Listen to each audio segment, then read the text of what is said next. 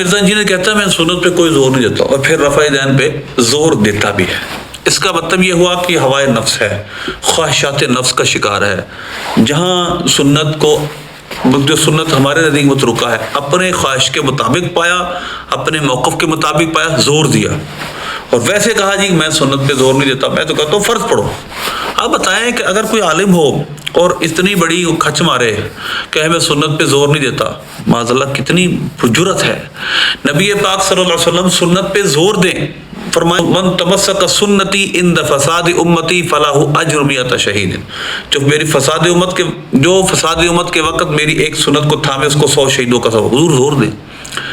من احیا سنتی, کتنی ایسے جو میری سنت کو زندہ کرے, میری سنت پر عمل کرے اور میری سنت سے پیار کرے. کتنی حدیثیں ایسی ہیں نبی پاک صلی اللہ علیہ وسلم سنت پر عمل کی ترغیب دلاتے ہیں, زور دیتے ہیں. سنتوں, ظہر کی سنتوں کے بارے میں, فجر کی سنتوں کے بارے میں صحیح بخاری کے ابواب ہیں, آپ نے کتنا زور دیا, کتنے ثواب بیان کیے, کتنے ترغیب دلائی. آپ بتائیں ایسے عالم کو سننا, یہ عالم نہیں ویسے اگر ہو بھی تو ایسے کو سننا چاہیے جو سنت پر زور نہ دے, سنت کو چھڑوانے کی طرف جائے اور کہے فرض پڑھو چلے جاؤ.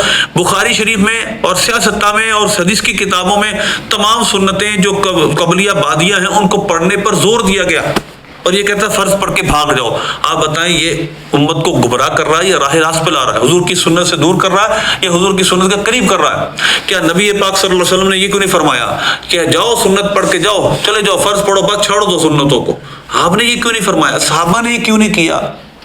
ایک صحابہ کیوں نہیں کرتے رہے؟ یہ مرزا انجینئر کو اس کا مطلب یہ ہے کہ یہ واضح اس کے گمراہ ہونے کی دلیل ہے کہ یہ لوگوں کو سنت سے دور کرتا ہے, اور لہذا یہ سنت کو چھوڑنا گمراہی کا باعث ہوتا ہے. سنت کو چھوڑنا تو لہذا یہ سنتوں کو چھوڑنے کی ترغیب دلاتا ہے. لیکن چونکہ علماء کا اختلاف ایک سنت میں, ائمہ کا اختلاف پایا جاتا ہے, اس کا موقف ایک سنت اور رفع دین کے کرنے پر ہے. ہمارے نزدیک وہ سنت متروکہ ہے, سنت حضور نے چھوڑ دی تھی.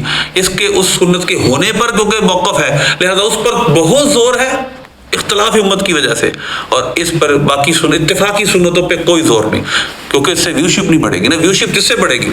جس طرح کہ دیکھیے وہابیہ کے نزدیک یہ ہے کہ باقی سب سنتیں بھاگ جاتے ہیں مکہ شریف مدینہ شریف میں بھی, اور مغرب کی پہلے کی سنتیں ضرور پڑھتے ہیں. حالانکہ اس کے بارے میں صراحتاً صحیح بخاری میں آپ نے یہ بھی کہا ہے کہ اس کو طریقہ نہ بنایا جائے. پڑھنا چاہے تو جائز, ہمارے تو جائز ہے, لیکن اس کو طریقہ کے طور پر کہ لازماً پڑھنا یہ درست نہیں ہے, پورا طریقہ رائج کر دیا جائے. تو لہذا ہمیں ایسے بدنام نہاد اسکالر سے بچنے کی اللہ توفیق دے, ہماری عوام کو بچائے. بہت گمراہ کر دی اس نے, ہم کو چاہیے اب اس سے ایسی بات تو سن کر تو پیچھے ہٹ جائیں.